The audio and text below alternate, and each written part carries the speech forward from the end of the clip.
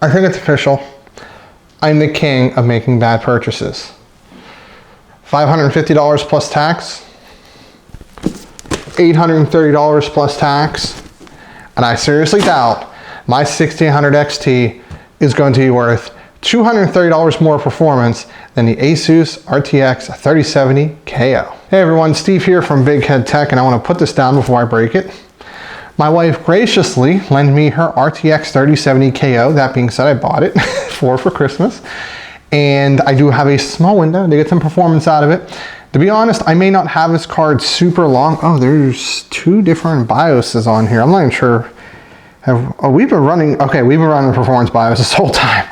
I actually haven't benchmarked yet, but I picked this up from Micro Center for $550 a few weeks back. During a visit, I was doing some exchanges, and they said, hey, we have two of these left. Do you want one? I'm like, well, no, but I'm pretty sure my wife would be thrilled to go from an RX 5700 XT, which I don't have reference benchmarks for. I'm sorry, guys. But there's definitely some serious gains to be had. So without further ado, let's take a really quick look at the card, and then we'll show you some benchmarks. There's not too much to say. It's a pretty heavy card for its size. We have on the back, we have quite a bit on the display side. So we have 2 HDMI ports and 3 display ports, so you should be able to do 5 video outputs. A nice beefy looking cooler overall. We have 2 8-pin power connectors, and then we also have, you can see here, a BIOS switch here. So we're currently on performance. That will take it to quiet. We only want performance mode here, although we may take a look at that.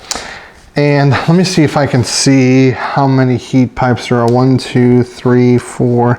Looks to be about 5 heat pipes through and through. Let me see if that's what I see here. There actually is a 6th one dedicated to here, it looks like. So, or that actually might be the main one wrapping around. So I think there's still 5. They're probably 8 millimeters. I'm just kind of looking at them here, but you can see actually on the other card. So it ends right there and it loops all the way through. Oh, come on, wife, you didn't take these stickers off. She's gonna see the video and be like, what the heck? I thought that was out of peels. This does work with the Asus Aura Crate, which is why we got her this. And let's get some measurements for this real quick.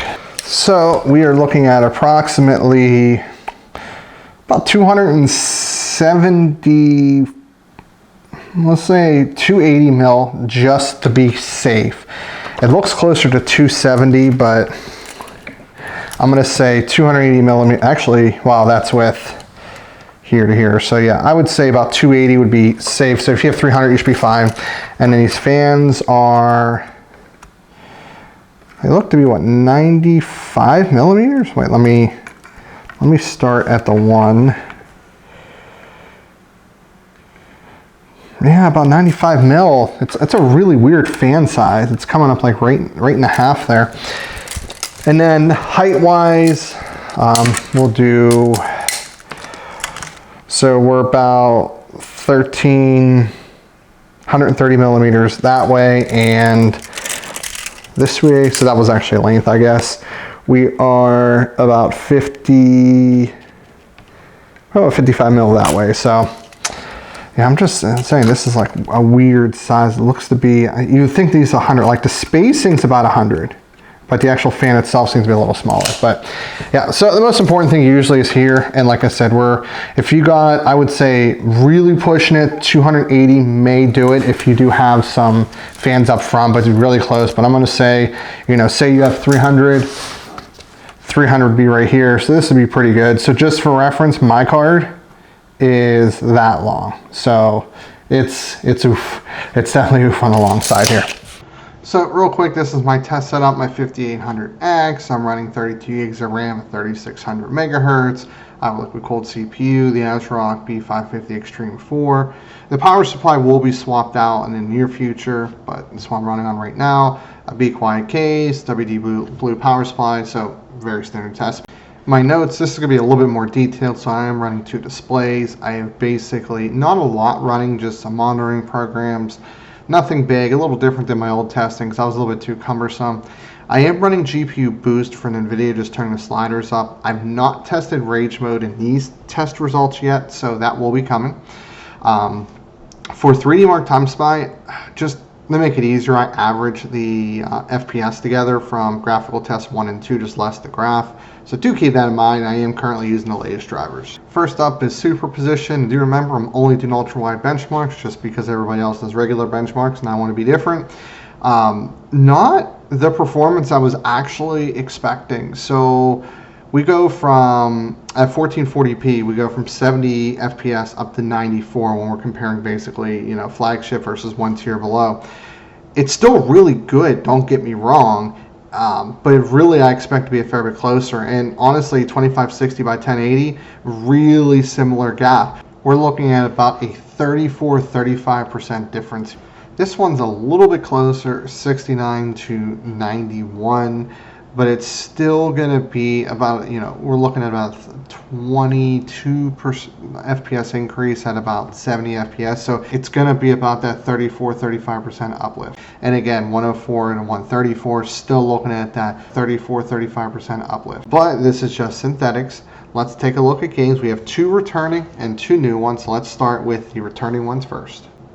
F1 2018 Ultra settings at 3440 ultra wide, 169 to 126, so about a 43 FPS difference.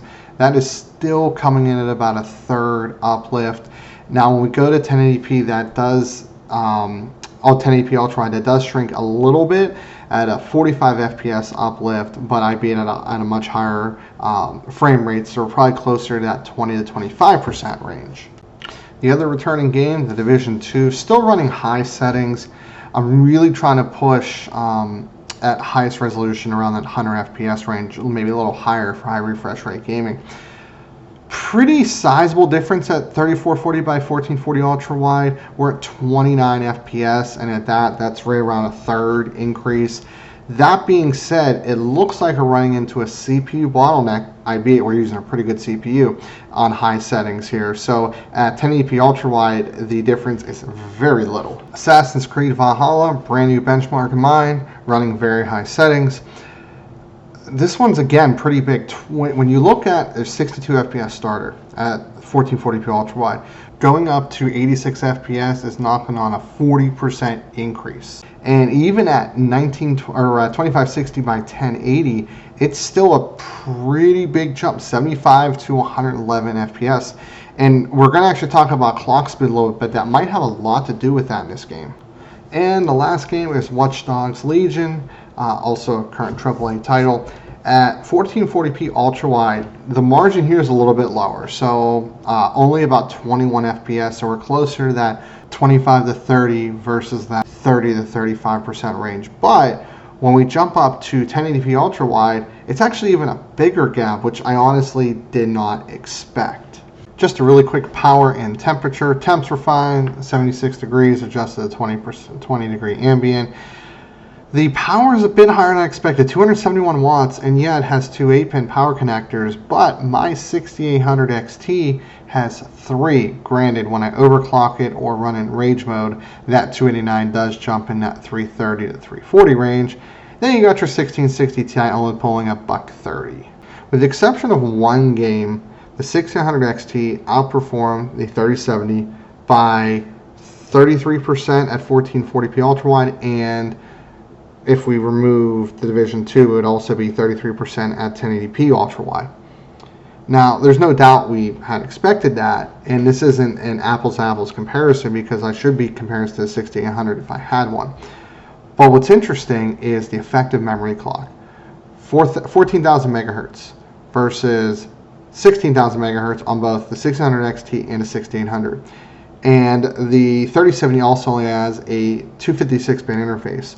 So it doesn't have a lot of the advantages that 3080 has against its competition.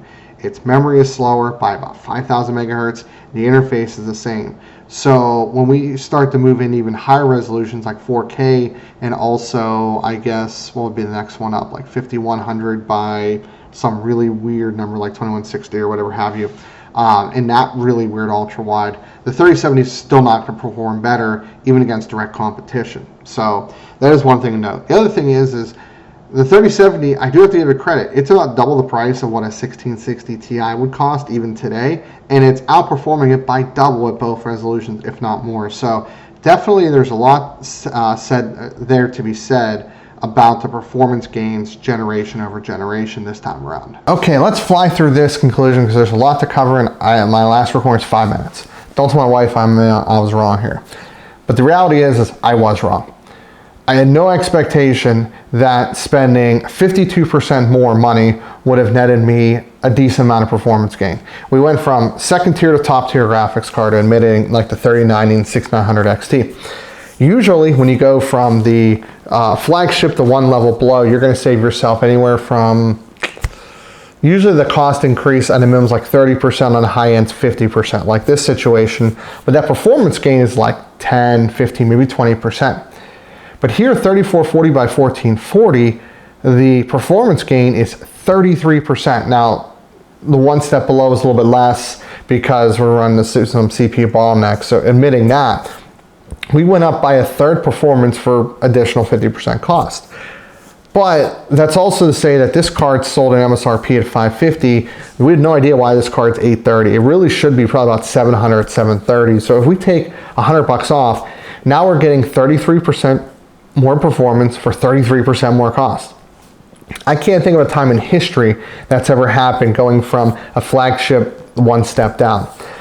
I'm very interested in the 3080 because unlike the 6800, which I may never get my hands on just due to need or not need, that has, what, 12 less compute units, some less stream processors, a little less core clock. This has less CUDA cores, less memory clock by a substantial amount, 5,000 megahertz less because we go from GDDR6 to GDDR6X. The memory interface jumps up to 320, and there's a core clock increase as well. So hopefully I'll get a 3080. And what we'll see here is 3070s may not be a good buy, especially if I ever get my hands on a 3060 Ti for an AIB can be had for about $130 less. I'm thinking there's not gonna be a huge jump from that to this card versus this to a 3080. So I'm a little bit on the fence. I'm not sure if I really like the 3070 or if I can recommend it. What I really hope to recommend is a 6800 if I can find one at a good price if there's ever a need for it. So that'll most likely be like the card to buy in my opinion, but I won't be able to tell you that until I actually can prove it. So that is the conclusion.